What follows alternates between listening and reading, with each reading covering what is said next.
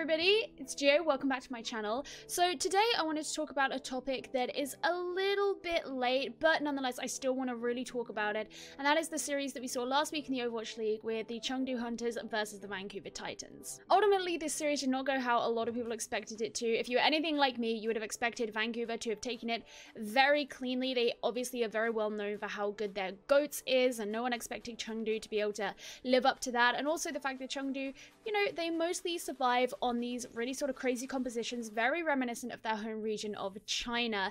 And ultimately, if you just compare their records in the Overwatch League so far this stage, they're not really all that comparable. Of course, the Vancouver Titans not having even lost a game thus far. So watching this series was a really big surprise to a lot of people.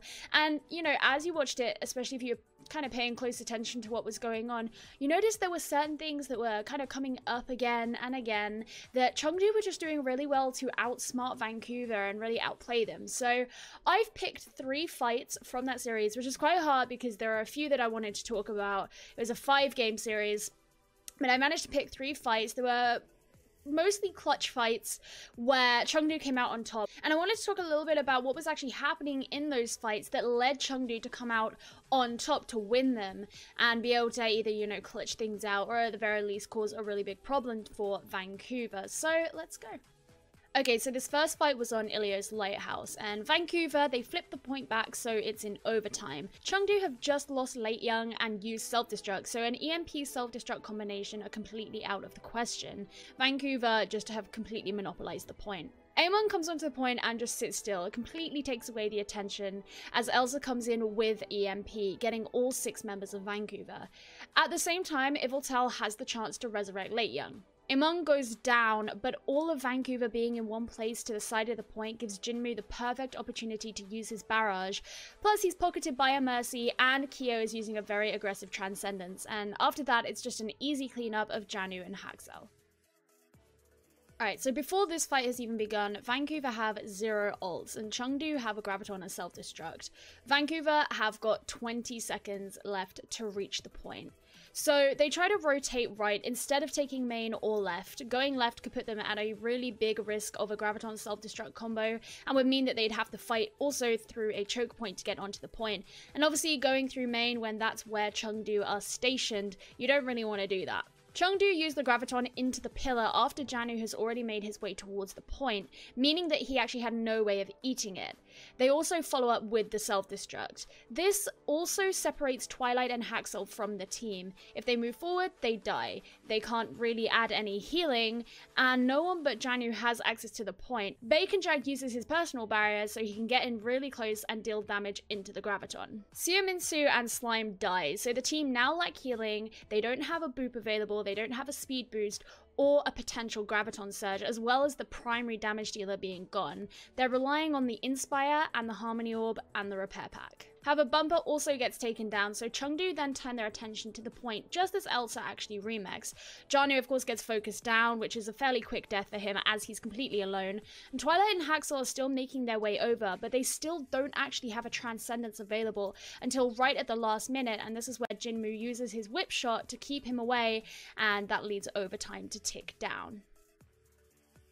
Now this last fight here is not actually one that caused Chengdu to win the map, but it is one that threw a massive spanner in the works of Vancouver. Chengdu have just been sent back to spawn, and Vancouver, they're going to have their Graviton self-destruct combination as their win condition, and you can actually see Siominsu crouching by the spawn doors ready to go. Haxel has used Rally to be prepared for the next fight, and he's actually occupying the high ground on top of the lorry to prevent Chengdu from utilizing it for themselves. Of course, if Chengdu were to try and make a dive up there to actually have access to that high ground, then they could just get shield bashed. It also gives Haxel a really good line of sight onto Siominsu in case he requires the repair pack. Siominsu uses the Graviton into the spawn to hold Chengdu back for 4 seconds, while they have just 8 meters left to push the cart. Janu follows up with a self-destruct while Bumper cleaves and charges Elsa, so it's looking pretty bad for Chengdu. However, Chengdu use their sound barrier and their Transcendence simultaneously, and Elsa uses a reactionary self-destruct.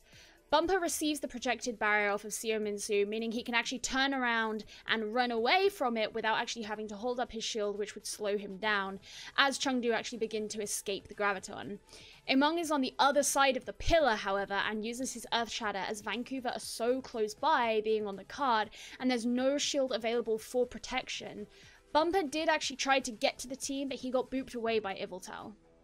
Among's Earth Shatter brings down Seo Min-soo, Twilight, and Slime. The Harmony Orb on Seo Min-soo is his only protection, because Transcendence just obviously can't be used, as Twilight is down. Bumper gets sandwiched by Elsa, Jinmu, and Yveltal, while Among charges Seo Min-soo, which keeps him completely away from the team, and in the meantime, Slime and Bumper do get killed, which means Vancouver have to back out, but Seo Min-soo is actually left to die, so they didn't manage to get the cart pushed to the end when they had a very, very clear win condition that should have really worked out. So that meant that they had to come back and do it in the next fight. They did end up winning that map though. So these were just a couple of examples of some of the really interesting fights that I saw happen in this series. And some of the patterns that I think I've noticed at least are Chengdu like to force Vancouver to use their resources. For example, we see things like repair packs or projected barriers be used, or get them into a position where they don't have a Transcendence available to them, and then they can actually start to aggress a little bit more in a coordinated way onto the team. And I think the way they managed to do this is that because they play in a kind of chaotic manner, it means that there's always something happening to various members of Vancouver at any one time, so there has to be a constant stream of protection rather than just having one person in whom they invest their resources, who receives the repair pack, who receives the projected barrier. Very frequently we find that this is the main tank, and so these things are having to be used a lot more, and that's when I was going to say Among because he uses so many Earth Shatters, but anyone from Chengdu actually take it as their sort of initiation, their key to advancing.